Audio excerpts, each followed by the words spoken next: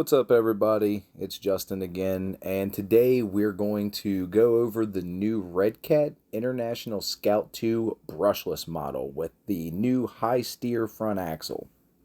Overall, this thing is pretty impressive. The new steering angle is quite good. I would say it's equivalent to a TRX 4M. I don't know the exact degrees. It could be slightly more. It's comparable at least. Let's put it that way. You're not sacrificing steering angle with this anymore. The truck has a 4 kg Metal Gear servo that actually produces a fair bit of torque. It wasn't bad. Still has the clipless body mount system, ball bearings throughout, and the cool part is it now is brushless. I'm pretty sure the system is Hobby Wing, but it is very good. I mean, the throttle resolution is just awesome. It is incredibly smooth. You'll see here in just a minute. I get it on the table doing a few tests, and it's nice. The ESC also has auxiliary ports for lights, which is a good feature. Unfortunately, mine didn't work, and I need to sort that out, but that was the only issue I had with this vehicle. Overall, though, first look coming out the box, it's really pretty. They did the body justice, in my opinion. The 10 scale versions of these trucks were not as pretty as the smaller scale ones.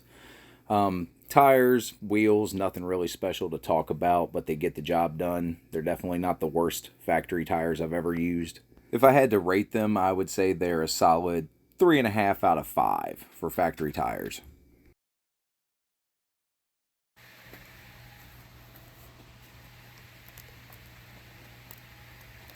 Sorry about the fan noise, but I like putting the plastic peeling clips into my videos. Also note the truck is ready to run and comes with a 2S LiPo, but it does not come with AA batteries.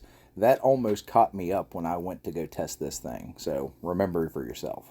But once again, the body's very nice. You can see it's incredibly detailed with molded grille, and it's got a little section on the tailgate. It's got lights already installed.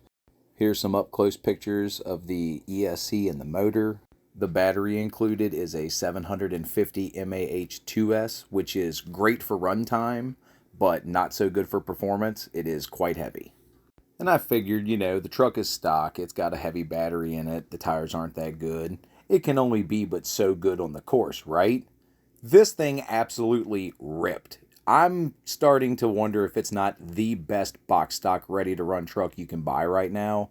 For 200 bucks, this thing's a bargain, and it absolutely walked some steep lines on our course, which I'll be showing you here shortly.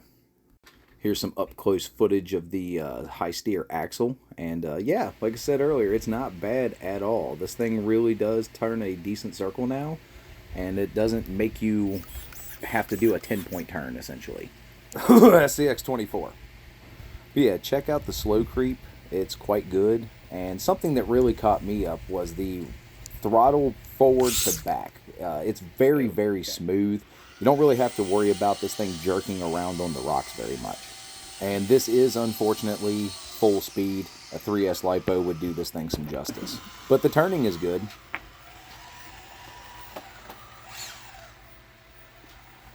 This obstacle coming up doesn't look like much, but we actually had this line in a competition last year, and a ton of trucks failed to get up through there. This was the first time the truck had been put on the rocks, and that was one and done. Here's where I'm like, okay, it finally acted like a box stock ready to run truck, but hold on, it gets better. Cut. I reset the truck and gave it another try. To our surprise, it did incredibly good going up this hill.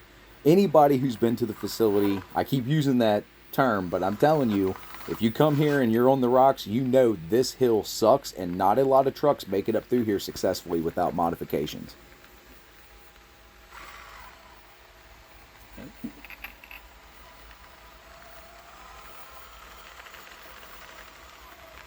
We have a little moment of struggle here, but nothing that a little throttle couldn't cure.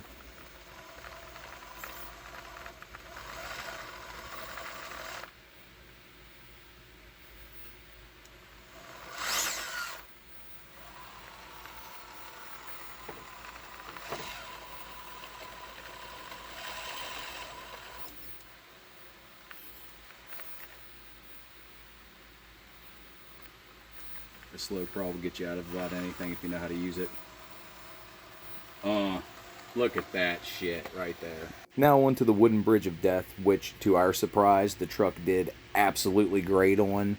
I can't stress enough, this thing is brand new. The tires are not broke in. It's only went a few feet on the rocks at this point. So I don't really expect much from it, but the truck was incredibly good. It is ridiculously smooth.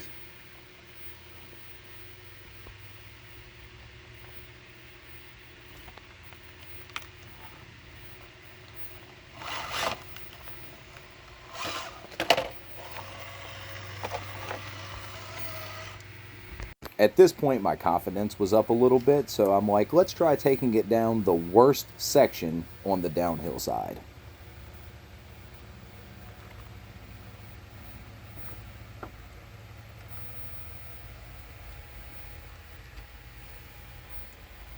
Right here is about the place where everyone sees their life flash before their eyes, but the Scout 2 handled it like an absolute champion. Just put it on slow crawl and just let it do its thing.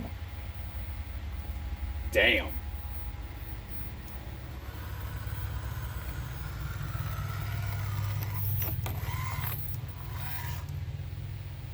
At this point, I'm impressed. So I'm like, it's got to do the bridge, right?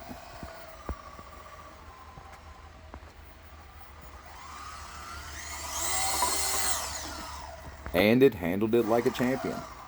Here I wanted to do a little display of turning radius, because a lot of times you don't have a nice smooth circle to go out and turn on. You're doing it on rocks, and it handled it great. The mud pit performance, on the other hand, left a little to be desired. It's not bad, but you can definitely tell the portals are hanging up going through the beads.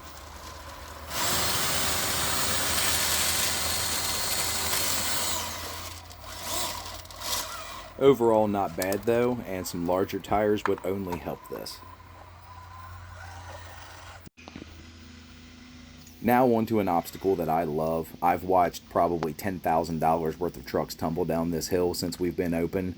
It's not easy by any means. Class 2, Class 3 all struggle with this, and here you go. A box stock Red Cat just eating it alive like nothing.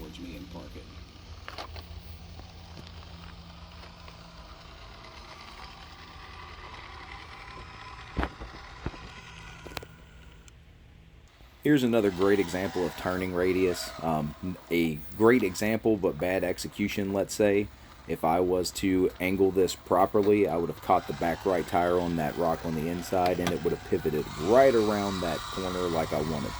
Instead, I just went with the first take, but I know the truck's capable of it. And I was talking too much, but it did that bridge incredibly well for a box stock truck.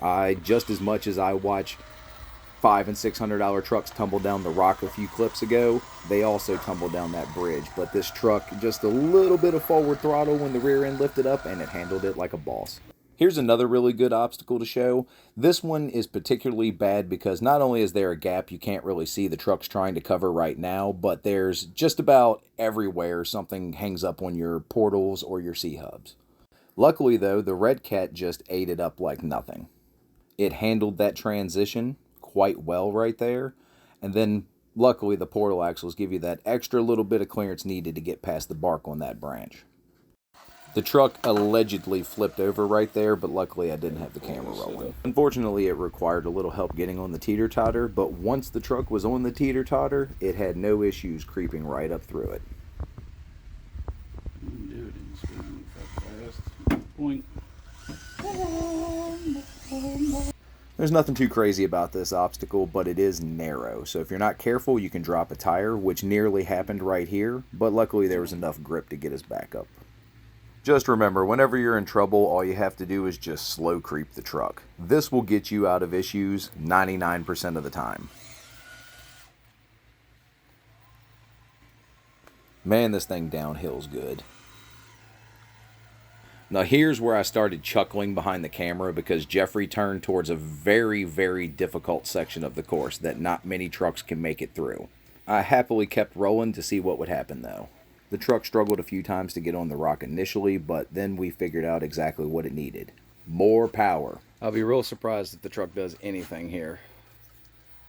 This is definitely a back it and bounce it kind of thing.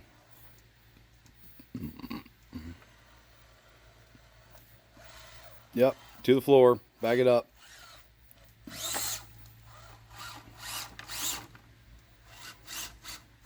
This is a notoriously difficult section of the course to turn on, so it's not necessarily a reflection of their new high steer front axle. But I couldn't imagine how many times we would have to jockey this thing around and turn it to get it up on here if it didn't have the high steer axle. All in all, testing went incredibly well, and both me and Jeffrey enjoyed the truck quite a bit.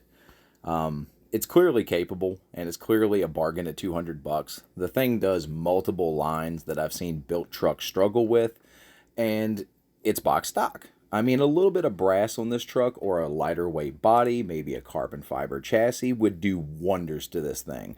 These are definitely going to be seen at competitions. I mean, they're already seen at competitions, but now that the truck is more accessible, being basically badass for $200, you're going to see these even more.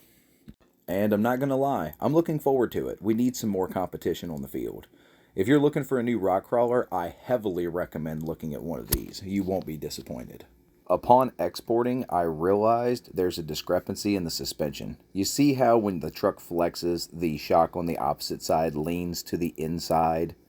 Well, the front shock position actually has the shock right over top of a cap head screw, and it does not allow for the shock to pivot from the top.